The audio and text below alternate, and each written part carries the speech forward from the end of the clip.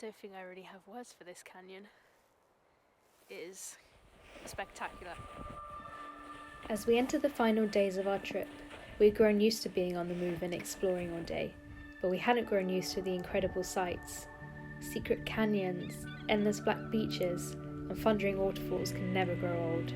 Oh, and spoiler, it was still ridiculously windy. Here's part 3 of our Iceland adventure. On day 6, we went in search of the elusive hidden canyon hike that we've been trying to do for a couple of days. It's safe to say, I am so glad we didn't give up.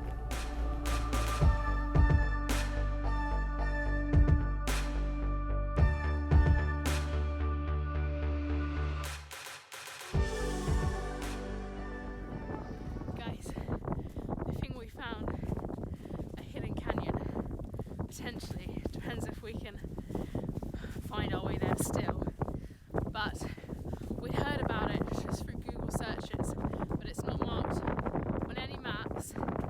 There's no road signs. It's just a teeny tiny dirt track, of which there are millions in Iceland. You'd never think to go down one, especially unless you didn't have a 4x4, which we did. We actually thought we found the turn off yesterday, but the road was closed. So we thought, oh, we've missed our chance. Coming back past it today, we thought we'd have another go, because we really wanted to find it. We found a dirt track. We couldn't go down all the way because it got so slippy and icy and slushy. So we got out and now we're just walking. There's no official trail, so we just got to find our way. But there are footprints from other people, so maybe we found it. I'm so excited to show you if we do. It looks absolutely beautiful. If we could find our way, the little information we'd managed to find online promised us a hike all along the ridgeway of a fiercely steep canyon, with views from mountain to sea and an incredible hanging waterfall, created by a bowl sat snugly in the rock of a canyon wall that collected water and ice melt and poured it down the cliffside. After an hour of heading up into the thicker snow, we started to see the canyon walls towering before us. It was unreal.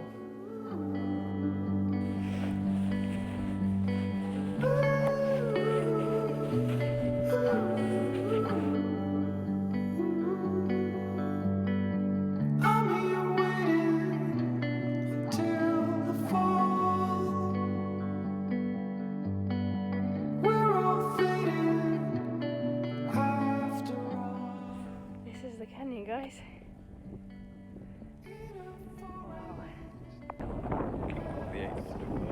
King Kong's the 8th wonder of the world. What?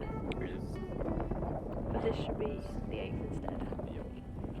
Clearly, that film reference was lost on me, but I agreed with the thought. It was a wonder of a place. All the world will somehow become your way.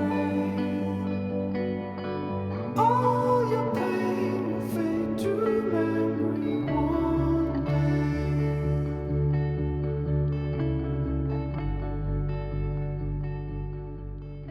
I don't think I really have words for this canyon. It is spectacular, although I have to admit, full transparency, it hasn't been beautiful the whole time because I've actually been quite anxious. Not that I'm not good on snowy conditions, but I just haven't had much experience, and it's quite icy in places. Crampons wouldn't go amiss on some of this. I can hear running water under certain parts, and so I'm very paranoid about just falling through, so I'm firmly sticking to where people have walked before. And there are also some quite steep-sided places where the footpath was small and icy and slippy, and I get really bad vertigo. I don't know where it's come from. It's only been within the last year or so, and it's actually really frustrating because it's more of a physical thing than a mental. You know, I can tell myself in my mind that I'm fine and I'm not scared. Nearly slipped. But yeah, my mind just makes me feel dizzy, makes me feel anxious, I get shortness of breath, and so that makes it dangerous for me. Even if the terrain I'm on is actually completely safe, you know, if my body's making me feel dizzy and slippy, then I'm actually at risk of slipping. So I didn't go all the way to the top, but that generally wasn't just because of vertigo. The path actually did get stupidly narrow with drop-offs either side and very slippy. But God, now I feel calmer. I'm just trying to take it in. But you know when a view is just so spectacular and beautiful that I just feel like I can't absorb it. It's like too much amazing input. I just have to look back on the photos and try and take it in that way. I'm trying my best, but guys, you gotta come here. You gotta come here.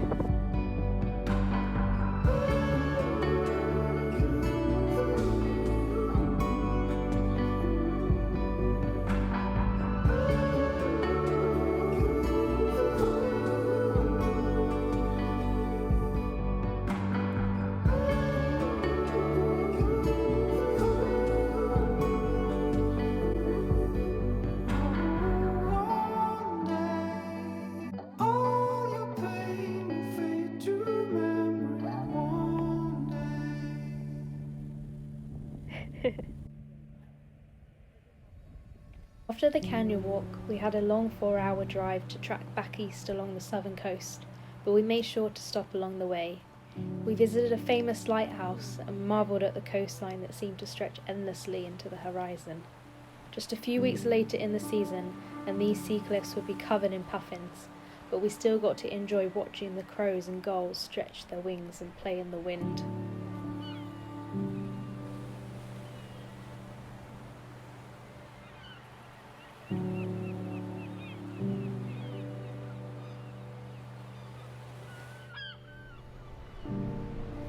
Driving onto Skogafoss Waterfall, we were astounded by the volume of water pouring over its lip.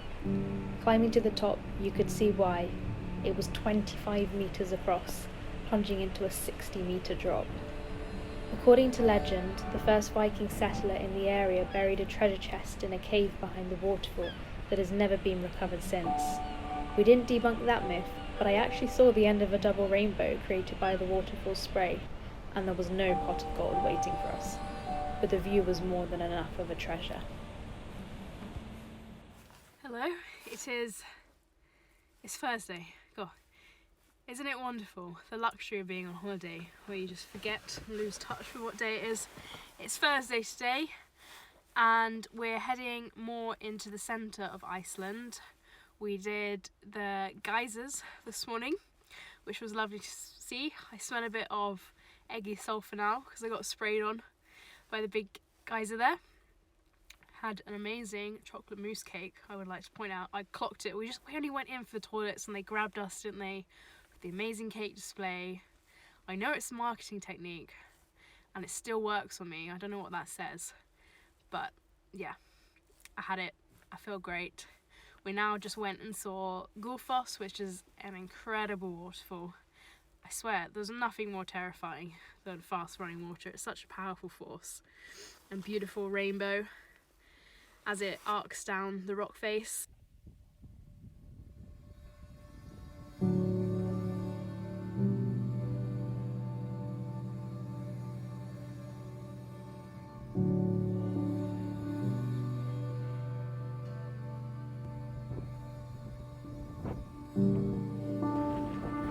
Is it weird that the smell of the sulphur, the eggy smell, is making me really crave those eggs again we had for breakfast?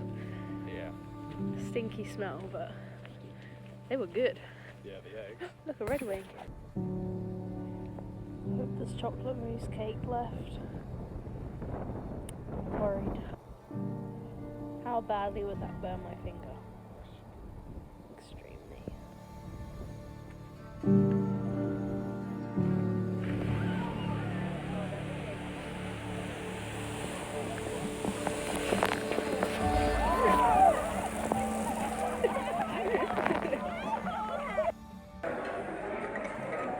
Chloe went back for another one.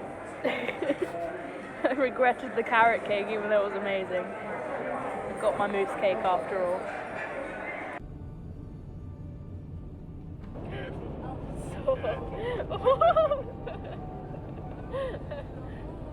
The bumps. Just trying to get a scenic shot.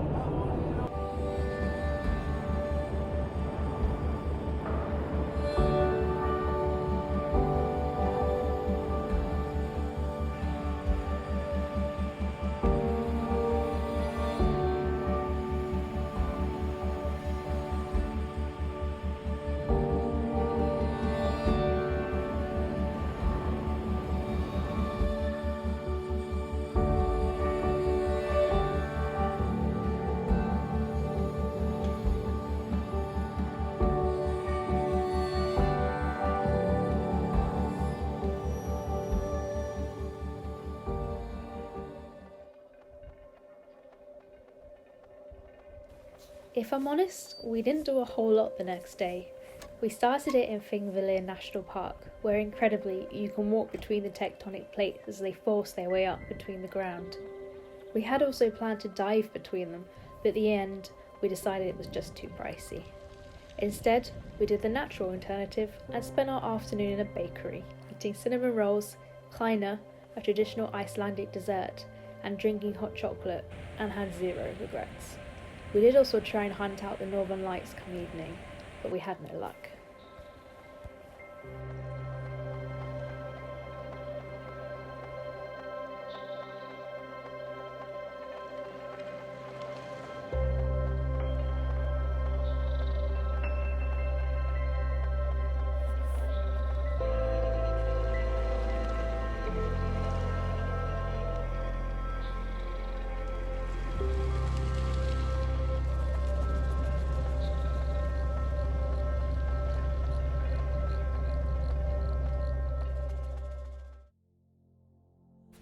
After a couple of days on the tourist trail, we were craving the wild again. So for our last day, we decided to hike to the second tallest waterfall in all of Iceland.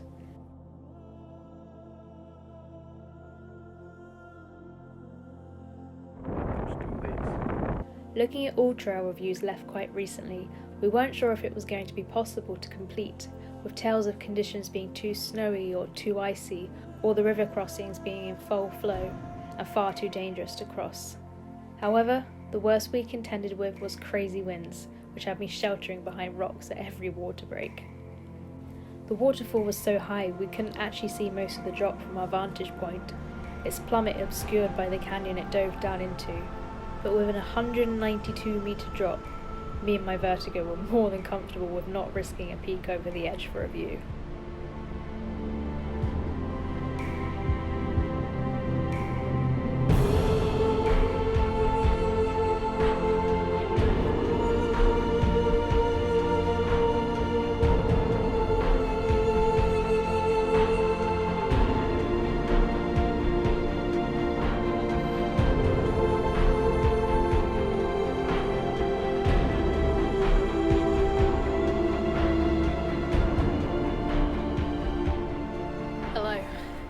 I can finally talk to you now that I'm in a sheltered little bit of birch forest. It was so windy up there and I got really cold. I think I got the coldest hands I may have ever had. It wasn't even particularly freezing. I've been in much colder conditions. I don't know. I think my core just dropped and my hands, my body just chose to sacrifice my hands. And wow, I could feel like ripples and waves of cold and pain through them. Never experienced that. And getting them warm again, I put hand warmers, thank God for hand warmers, in my gloves. But you know, the pain gets worse before it gets better when your hands are warming up. So that was a fun experience. That was amazing. It was the tallest waterfall in Iceland. They thought, until they measured another one a few years later and found that was the tallest. But that was still pretty damn tall and a spectacular canyon. It took us about an hour to get up there. And it's already probably taken us about an hour to get down, and we're still probably only halfway down. We've gone down a different way, and it's such a protracted route that it's not really a proper path, I don't think, as you can tell by the forests around me. But it's exciting. It's fun. Now I don't know where Josh is.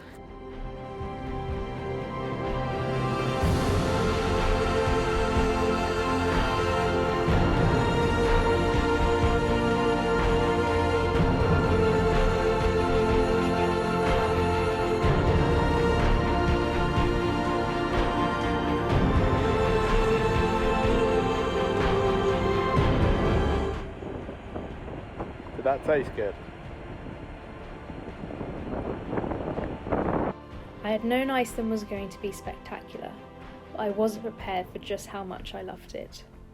All the amazing sunsets, all the bundles of layers, all the crazy winds, the snow, the streams, the mountains, icebergs and glaciers. We'd seen it all, and yet we hadn't. As the sun set on our last night, I couldn't help but think how much of Iceland still remained unseen and explored by us, and how everything I had seen would be completely new and transformed come summer and a new season. If you've ever been anywhere you've loved, I suspect you came away with the same closing thoughts I did. I guess I'll just have to go back.